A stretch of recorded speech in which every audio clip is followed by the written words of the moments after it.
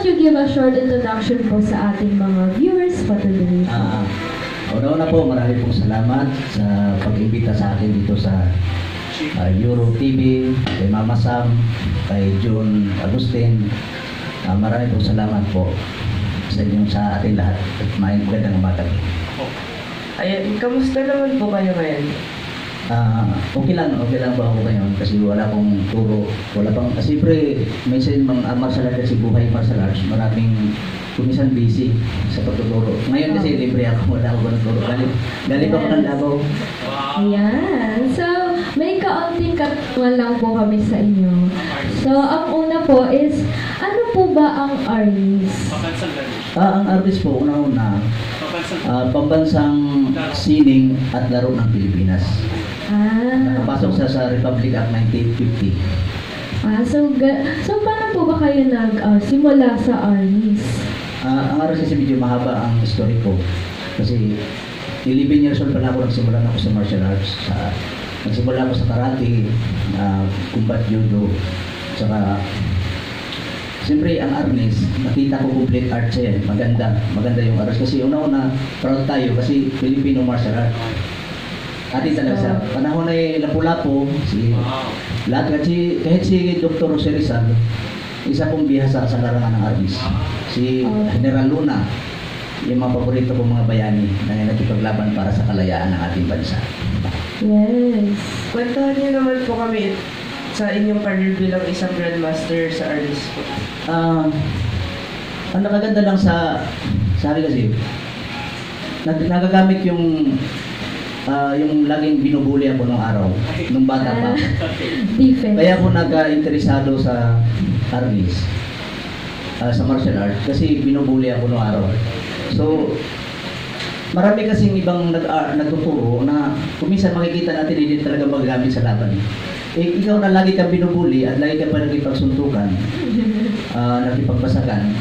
So, alam mo kung paano ang epektibo at saka hindi. So, ito na, inalis ko yung hindi pwede at tinangkilik ko yung pwede. Kasi magagaling talaga yung mga matatanda nung araw. So naabutan ko pala yung ilan ng mga galing na nagtuturo sa akin.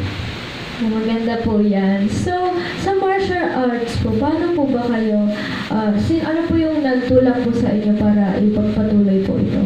Una-una, kasi nakapagpalaro na ako ng ARNIS eh. Naka-37 palaro na kami ng ARNIS sa ARNIS Pacific Eskrima. So naabutan pa nga ni June Agustin yung palaro namin itong March at saka April. So nakikita ko, kailangan pa lang talaga natin na ipaunlad ang ARNIS sa pamagitan ng combat at saka sport. Magsama talaga sila dalawa kasi hindi pwede pag puro lang sport kasi magiging pangit ang parang makikita mo kasi sa ARNIS wala gaano nagtangkilik dito dahil ang paluan lang kasi minsan retratan dyan, ang dami mo ng tama, hindi ka pa natumba.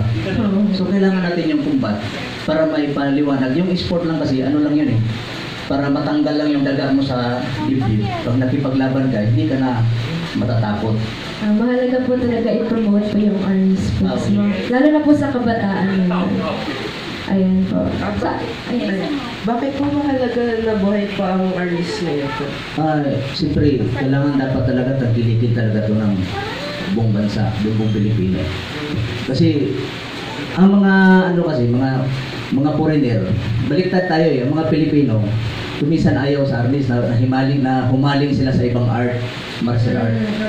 Pero ang mga foreigner, sila ang sila mahilig sila. Pupunta lang sila dito sa Pilipinas para mag-aral ng ARNIS sa mga iba't ibang Grandmaster sa Pilipinas. So, bali po parang mas tatangkilik po natin yung ibang yung mga ibang bansa po, imbis na yung sa atin po. Yes. Po. Ayun. So, napansin ko lang po, ano po yung hawak niyo po? Ito po ang rattan stick. No? Ito kasi sa Luzon, Visayas, Mindanao, iba-iba ang tawag dito. Mayroon tinatawag na kali, eskrima, at saka ARNIS.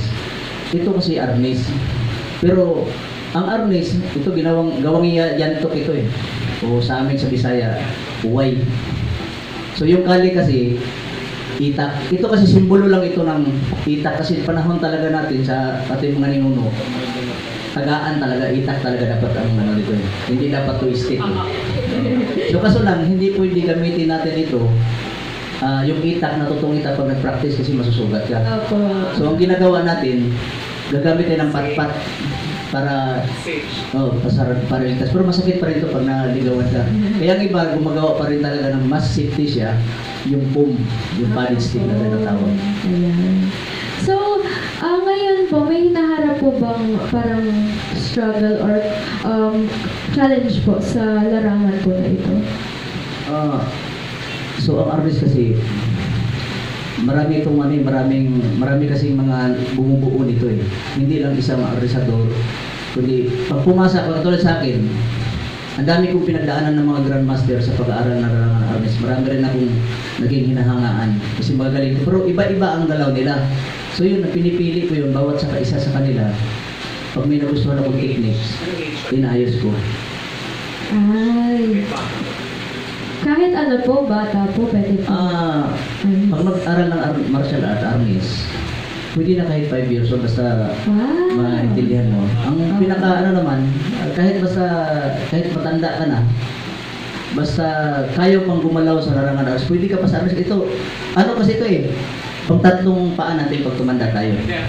So, ito yung tungkod natin. Ito bro, arnis ya. Naging tungkod, ayan. Paano po kayo naghahanda para sa mga competition po? Ang artist kasi, nakapasok na tayo sa SEA Games. Wow. Ay, sa SEA Games. Kapasok na tayo. Pero, ako ko lang ngayon, medyo inaayos pa nila talaga artist. Malaki pang ayusin sa artist eh. Malaki pang ayusin. So, isa kami nakatulong din sa artist kasi yung mga naglalaro dati, dito lumalaban sa palaro namin. Kasi sa 37 namin na palaro, mga kabataan doon, mga maliliit pa, ngayon malalaki na hanggang nakalaro sila sa SEA Games. Itong matulog bago. Oo. Ayan. So, mayroon po ba kayong advice po sa mga gusto pong matuto ng arnis sa nanonood natin sa atin ngayon po? Yun ang pinakamagandang tanong kasi yun ay napangako talaga. Ang arnis, ang mga beginner, yung mga gusto mag-aral ng arnis, huwag kayo matakot dahil arnis ito. Una-una kasi matakot ito, magulang eh, kasi pamalo kasi ito eh. Kaya mas gustuhin nila yung ibang martial arts kasi wala kang sakit. Pero hindi nila alam na itong arnis pala ligtas ito sa pagtitraining. Kasi pwede naman to sa kamay eh. Yung extension lang kasi ito sa kamay. So kung gusto talaga niya na ayaw ng yung kumbatan, yung gamitin ng stick, kamay tayo. O kaya padded stick. Tsaka ang ganda ng mga technique ng artist. Talagang may in love ka talaga. At saka proud tayo, Pilipino martial art, atin ito. Yes, itangkilik natin yung sarili natin, guys. Ayan. Ayun, last na po, may message po ba kayo for our viewers today? Sa akin lang, siyempre marami nakakilala sa akin. Mga arsador. Ang proud ko lang, ang mapayo ko lang, masabi ko lang sa lahat ng mga arisador, dapat ituro natin ang tama sa mga kabataan para maging matuwid yan sa arnis natin. Pero marami naman natuturo ng tama. Talagang dapat yung mga bata na yun, dapat magtanggilik talaga kayo sa mga susuri kayo sa mga grandmaster. Maraming grandmaster ito matatanda na baka mawala, malimot tayo yung arnis na tuturo. Kasi ang iba kasi mga bata na yun, nag-aaral sila sa YouTube na lang sila nag-aaral. Dapat. Pero iba pa rin po yung talagang may magtuturo po. Yung may pinanggalingan. Opo. Ayan, at syempre po, meron po tayong, pwede po ba kayong mag-sample po, turuan po kami ng basic arnis techniques po. Ayan, tawagin na po natin ang mga kasama. Sige.